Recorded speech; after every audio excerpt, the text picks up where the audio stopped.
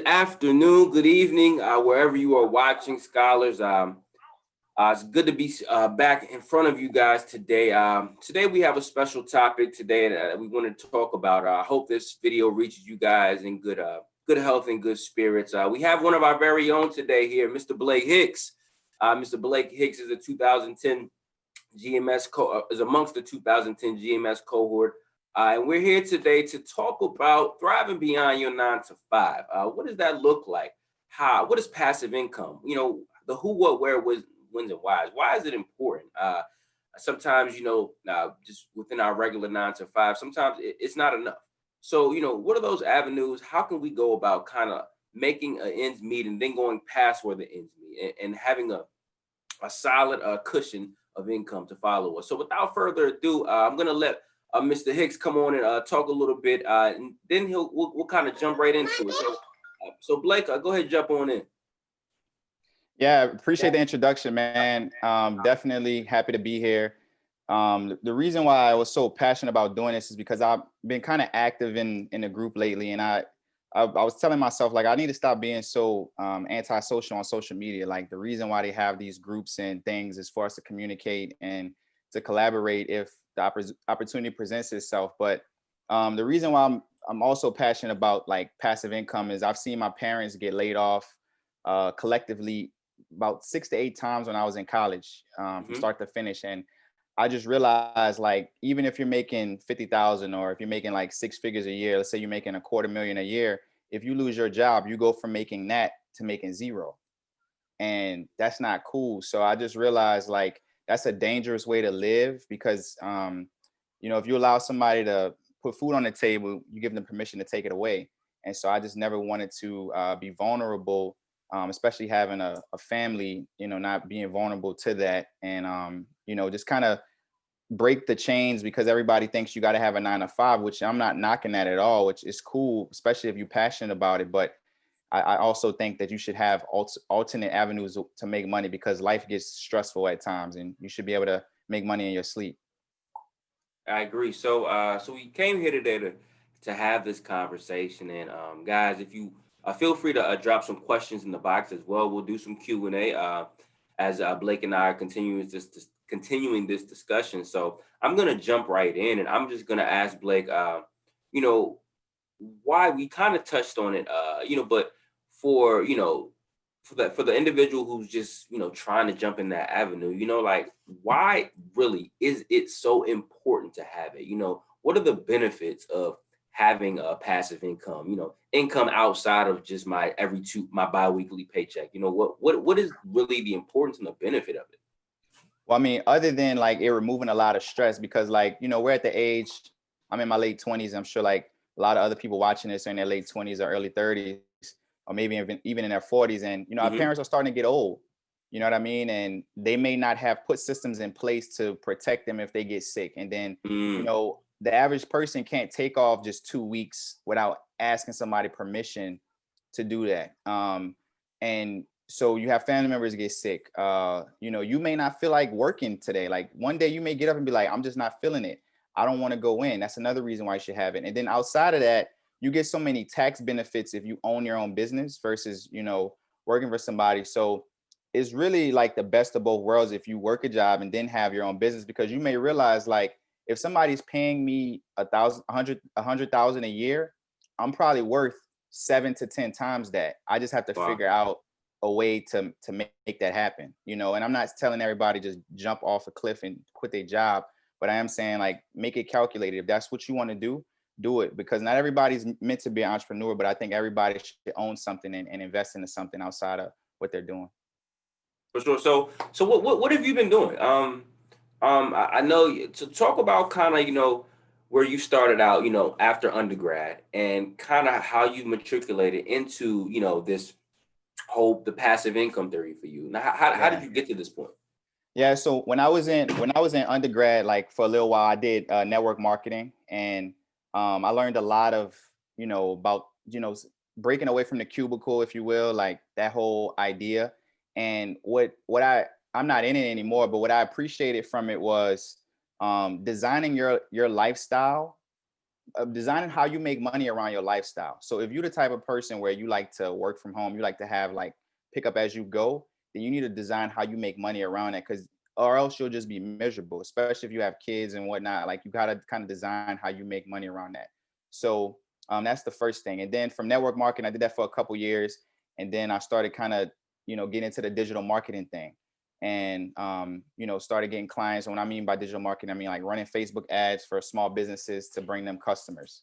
So that's been going pretty good. And then recently, I bought a house, and when I bought a house, I just didn't want to be that average, everybody saying, "Oh, American dream" type of thing. But I realized like a lot of people are still paying on their house years later when they should have paid it off a long time ago. So I realized the game was cash flow. So I had to find a house that was going to make me money while I was living in it. And I didn't want to just be paying a mortgage, because, everybody say, well, at least you own it. Well, at the end of the day, the bank owns it. You don't own it until you pay it off. You know what I'm saying? So I wanted to make money work for me. And so right now, it took us a while, but I found a house that me and my agent, we was real patient with me. I found a house that wasn't a duplex, and this was like a little loophole that I didn't know at the time, where you can like buy a single family home that has a full kitchen in the basement, and you can just treat it as a duplex. It's permitted as a single family, but you could still rent out the basement and charge as if it was two separate dwellings, which is pretty cool. So that's what I'm doing right now. I'm renting my basement out for $1,200, and so my mortgage is only $1,600. So it really, do the math, guys. So that freed up a lot of money, because I was living in Buckhead in Atlanta, and I was paying $1,600 a month for an apartment. You know what I'm saying? And so I just had to get creative with how to make money, because there's always a way. You may not know the way, but somebody does, and you just have to ask around and try to figure it out. All right. So if take me for example, let's say I'm working. Money's good, but I'm looking for something different, or something more, I should say. Yeah. So you made the example, okay, you're renting. So you're getting your passive income, without really having to do a whole lot of manual labor. You do 100%. everything on the front end, you get a tenant, and there's your cash flow. So if I'm trying to find that passive hustle, I should say, let me first ask you this: what type of things could I be looking to do? Could I be looking for to do? What I know there are so many different avenues that you could venture down, but just talk about a few things.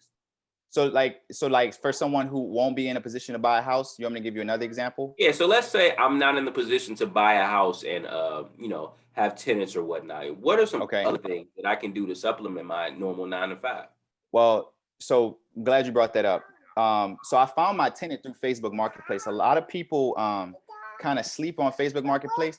I still think it's one of the best things ever, because like unlike other sites, you can list your stuff for free.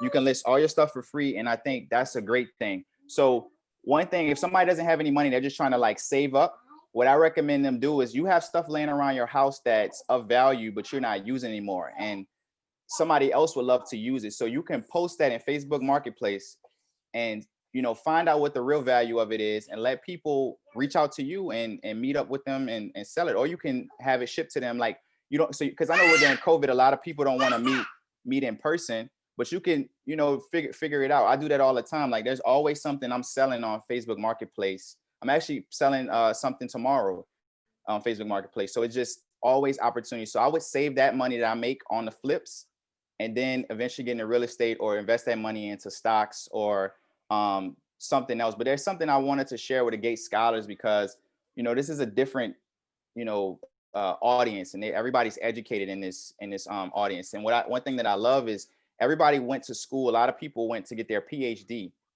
Mm-hmm. So they have a skill that not a lot of people have. And whether let's say you got your PhD in like psychology or something, well, there's people who are dealing with mental issues that you can charge them for your time, and you can do a virtual setting like this. Like there's so many ways to do it, because I think a lot of people don't understand how valuable their skills are, especially being at home right now. Because at one point, you didn't have to be online, but the pandemic has forced businesses to do some form of online, if not everything being online. That is true. You know, the COVID, the whole COVID pandemic has really, I want to say, allowed us to. I had this conversation the other day. It's allowed us to reevaluate a lot of things. How we 100%. do business, how we go into our normal 9 to 5 day, how we take care of our families, how we make ends meet. So, and I'm glad you kind of sparked this conversation simply because, now specifically, a lot of individuals 9 to 5s are not doing anything for them. They're Hmm. working, they're going to work, they're still living paycheck to paycheck and things of that nature. Yeah. So I do, and I'll kind of throw in mind, I'm a photographer, um, outside of my normal 9 to 5, and the one thing that I notice is that in anything that you do, as a side hustle, people will pay for what they want. It's just a matter of offering a service or a product that they want and that they like. If you can tap into that game, you'll be unstoppable. Prime example, and we were talking about this earlier. I've had to kind of slow things down personally, Yeah. simply because I've been so overwhelmed. I have a backlog of pictures and pictures to edit and catch up with. So I say all that to say, guys, jumping into this side hustle, Blake talked about, renting things out. You may not be at that level. However, you may be at the level, like Blake said, everybody in this forum is educated. There are ample sites, ample arenas where you guys can just go be tutors. Hmm. Parents will pay, especially because students are online now. Parents will pay for your services to tutor, whether it Hmm. may be just general math, English, history, science, whatever it may be. That's the number one thing that I could recommend to anybody who's actually looking to do things, to jump into any type of passive income, is use your skills and the best way you can, and that's just give back educationally and academically. That's the one thing. And Blake, so how do you feel? How would you tell somebody to? So we talked about the things that we can do a little bit.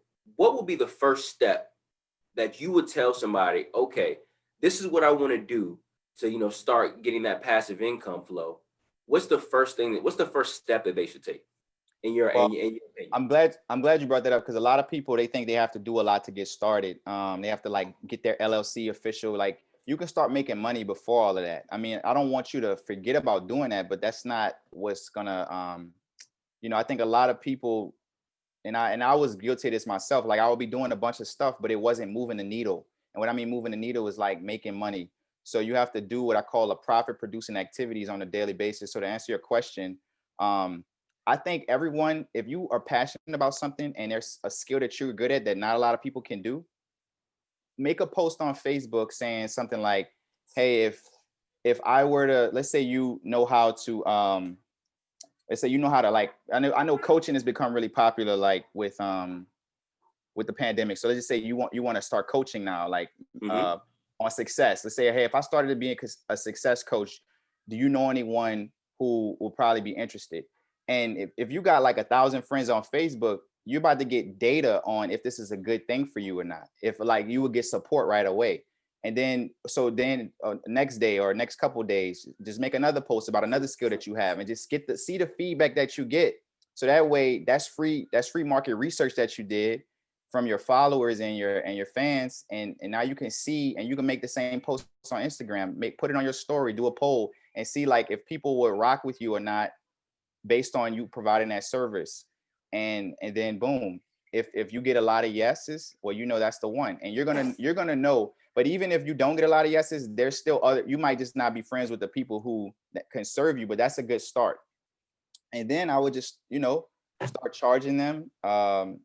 You know, just start charging them, like, because I don't want you to get all caught up in the technical stuff. Like if you have PayPal, if you have Venmo, start off like that, then become official. But I think a lot of people wait to become official when they missed out Mm. on making a bunch of money along the way. Like I never wait until I'm official. I always get started. And I mean, it may come back to bite me, but so far it hasn't, because I think I don't want to get what they call analysis paralysis. I'm just constantly just analyzing. Like you just need to go ahead and take action. I agree, and I'll kind of give a little background about me. When I first started photography, Same thing. I didn't, and I didn't wait to kind of start making money. I wanted to kind of ease in, but I didn't want to overwhelm myself at the time. I wanted to jump right in, but I didn't want to get into some things that I didn't handle. So I don't know if you guys are familiar, but there's an app out there or website. It's called Thumbtack. I don't know if you've ever heard about it, but Thumbtack is one of those sites where you can Mhm. jump on there, type in what you need, and you'll have so many, whether it may be a small business, so many small businesses or just different organizations. So house cleaning, tutoring, photography, videography, mechanic, painter, all of that good stuff. And that's how I pretty much started my photography. And Wow. I'll be honest, it kind of took, I would probably say, a year and a half before it really, really took off. And in that year and a half time frame, it can be kind of discouraging when you're starting something and the cash flow is not what you think it is. But in the meantime, you have the skills to do it. After that year and a half, I don't know what happened. I started getting some reviews. Reviews are everything too, guys. So if you do have anything that you're doing right now, those reviews will sell your business and sell your product. But I say that to say, once I started getting some reviews, everything just took off. And like I said, I cannot really keep up right now. I kind of had to say, turn Thumbtack off and say, I'm not accepting anything right now, which is a blessing, I'm not saying that to boast or brag, but I'm saying once you find what you really want to do and you kind of stick with it and you continuously hone your craft and you continuously market yourself professionally and get yourself out there. And that's another thing too. It's so easy to destroy your brand that it was so hard to build. So I want you guys to keep that in mind too, whether a bad review or maybe a bad business practice or maybe something that happened or it took your brand from here to here. So that's another thing, guys. It's one thing to have get this passive income. It's another thing to have these not the money coming in outside of your general 9 to 5, but that's still a brand that you have to keep up. You know what I'm saying? So as hard as you work to do it, you have to work even harder to maintain it. So Blake, I want to kind of ask you too. How do you plan on moving forward with passive income? Do you feel as though you're just going to kind of stay in the renting lane, or do you have some other avenues that you're looking to pursue? Yeah, so eventually I want to start coaching and consulting because I realize like, you can make a lot of money from that because, you're solving a big problem. So eventually after I get some more marketing clients, my goal is to consult. I'm already consulting a couple people. I'm not charging them that much because I feel like I need to get some more practice. But again, I didn't want to wait to start charging people because I wasn't ready. Like you can always Mm, charge and you can always raise your prices, like you're not, it's your business, it's your thing. So you can always change it how you want. I think a lot of times I was mentally thinking, oh, I got to do it this way. The number one rule in business is just to make more money than you're spending. Like that's pretty much the only rule. Like you can run business, you have the freedom to kind of do how you want to run it. Just because somebody else is doing it that way don't mean you have to follow it. Um, mm, but but yeah, that's pretty much how I would go about it. And one thing I wanted to add, because you said Thumbtack, and that's a great resource. I never heard of it, but other ways to make money if you have certain skills digitally is on Fiverr.com and mm. also Upwork. Like those are two sites that I use if I need to get some like graphics done or something. Like I'll Yep. just go on Upwork. But now I know Justin is in photography. I have to reach out to you now. You know. And, Um, and that's what it's about, guys. And I'm going to speak directly to the GMS community with this one. There are so many talents within this GMS network that just go beyond what you can even think about. I guarantee you, and I say this all the time, anything that you want or desire, as far as professionally, um, can be found within the GMS network. We have everybody. We have people from all walks of life, all different parts of academia, in one big happy network. So one of my duties and goals that I'm really striving for is to kind of bring all that together. Now, COVID has kind of destroyed that. mhm. Initially, bringing everything web based. Not bringing everybody together physically, but ideally, that's where I want to go and get to different cities, start back up some alumni groups. That way, we can have these passive income conversations amongst each other. Hey, what are you doing? Okay, so you're doing that here, let me see if that may be something that I can kind of not replicate, but kind of reproduce, I should say, in my own way somewhere else. So that's why I definitely want to have these conversations and these webinars. So with that said, Blake, I did want to ask another question. So with everything that's Mhm. going on, how do you feel? I guess what could if somebody wanted to do something, and we kind of talked about this, but I wanted to kind of rephrase the question. If Yeah. somebody wanted to do something right now, like right now, pick it up and just go. As soon as they get off this conversation, as soon as they get off of this, as far as the thought process, we talked about the first steps and you talked about, not worrying about having everything set in place at first, but like as far as the actual thought process of how or what I want to do, like should I just be kind of finding something that I'm passionate about, something that I'm good at, something that I want to learn a little bit about first, or like how can I go about that?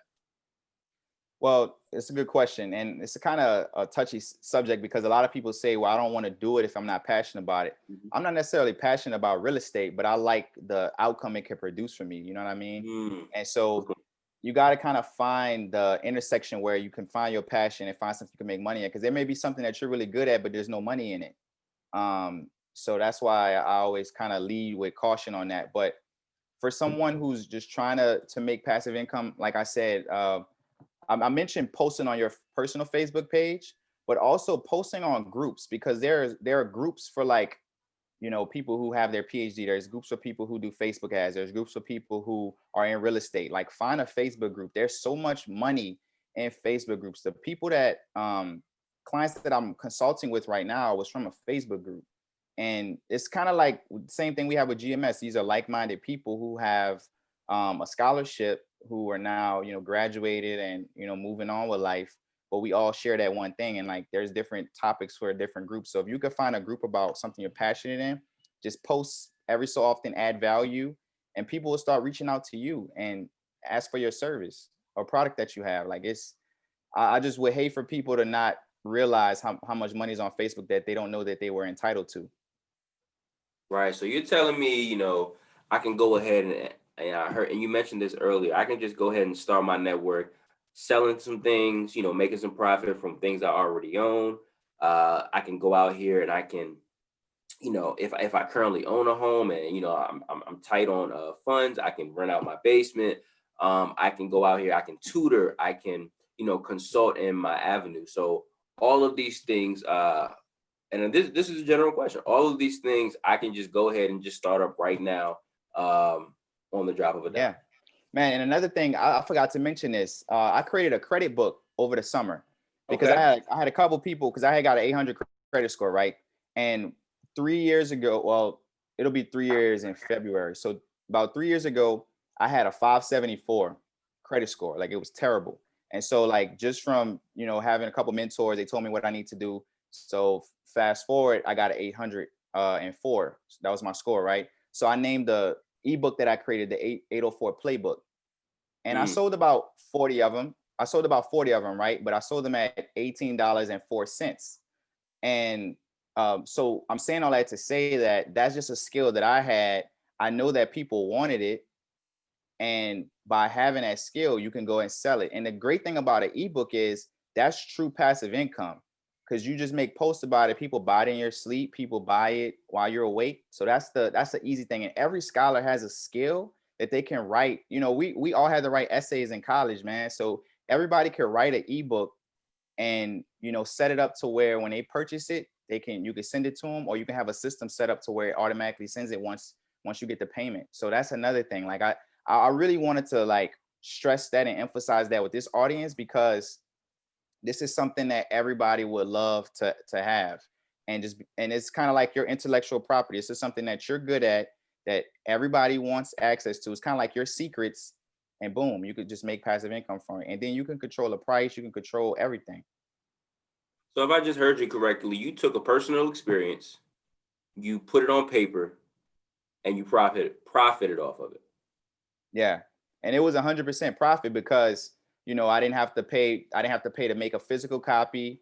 I didn't have to, and then people like instant access. So I didn't want to have people pay for something, then they wait. Because you know, sometimes when people pay for something, they gotta wait a while. They're like, you know, I want my money back. I don't really want it. But if they could get access to it right away, even if they don't read it right away, they just know that they got it, you know. And that's the kind of like society we live in. Like everybody wants something fast. So I was like, all right, the ebook is cool. And I mean, even if somebody wants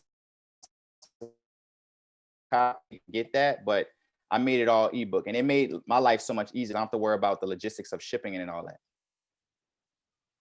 Awesome, awesome, awesome. So I definitely commend you on that. That 800 credit score is one that everybody doesn't achieve. It's Yeah, definitely something that something to be proud of, and it's also something that I'm going to circle back on, and we'll definitely have that credit conversation. You know, it's one thing to be in business, but it's also one thing to have good credit while in business. So 100%. those are Yeah. so that's another topic. So with that said, I wanted to kind of so with this new video series that we're doing, we definitely don't we're definitely keeping everything to 30 about a half hour, so we can talk about the meat of these things. And I think we're almost hitting that. So I kind of want to give you kind of not really a last thought, but just a final thought within this segment, so to say. So with that said, we've talked about the passive income. We've talked about the certain things you can do, how to get started, different avenues, different platforms. So if somebody's coming to you, or if you're talking to a group right now, and you have one last thing to say to them along this topic, what would that be? Just get started. Make your post today. Like ask your audience, hey, if I started doing X, would you be interested? I'm trying to see something. Like get the engagement going. Because another thing about Facebook, once you start getting people commenting on your posts, that's why a lot of times when I make a post, I'll be like, drop a emoji if you agree with me, because I know once those emojis start tallying up, it's gonna constantly show my posts over and over again. So I'm getting like free reach to more people on the platform. So you got to kind of understand like how these platforms were intended. Like when you have a story, I put polls on my stories a lot because like I know that that's intended, and people all they have to do is click a button. So it's like quick yes no. So you kind of get engagement, you get feedback on those things. But again, to answer your question, I recommend everybody post that one skill they're excited about, that they're passionate about, that kind of keeps them up at night. Because I know people have thoughts about their job and like maybe they not want to stay at it, or they may want to try a different career. But again, the post is number one. Number two, either start selling that service, or if you want to go passive, create a book or some type of course or something that you can sell in your sleep, that you can make money over and over and over again. We live in a digital world, and so the pandemic just sped it up that way everything's virtual. So I'll give you an example. I bought a stocks course during the pandemic, so I had more free time, and I learned so much about stocks now. I feel confident in my investment choices with the companies on the on within the Robinhood app and things like that. So Mm. I just recommend everybody learn a skill, but the audience that we're talking to, everybody has a skill. So at this point, you just should ask your audience, are they rocking with it, and create a course or an ebook out of it. That way you can really start to capitalize and have that other stream outside of your job. Perfect, perfect, perfect. So with that said, also guys, Blake, I want to thank you for jumping on and having this conversation. We've definitely got some feedback, definitely on here and Facebook as well. Yeah. And I want to remind everybody that this video series, this was live. This is the first one we actually did live, but this will be recreated and put out and sent amongst the masses. Our first one, we talked about personal branding and success building. That went off. That was a great hit. So on our these videos are on our GMS YouTube channel, and I'll post a link in the Facebook group as well. The second one I will put out on Monday is with another GMS alum, actually from the first cohort, Dr. Talia Carroll. She'll be talking about diversity and why it's so important on campuses of higher education. So with that said, also we talked about a lot of different things. Be on the lookout for Home Buying 101. We'll get that video out to you. We'll be talking about credit. Actually, Blake, you brought up a good point about Robinhood. I use Robinhood. So Robinhood, it's one of those things where you jump into it, you just play around, and you start seeing the success, and then your portfolio starts building. So we'll be talking about stocks and everything. But this video series awesome. is going to touch a lot of different aspects. So with that said, Blake, once again, it's been an honor. Thank you for representing the GMS cohort and speaking to your fellow GMS alum. And with that said, guys, I want to wish you wherever you are, the good evening, a good rest of the day, and we'll see you very shortly with the next installment of our GMS video series. All right, thanks for having me, guys. Bye-bye.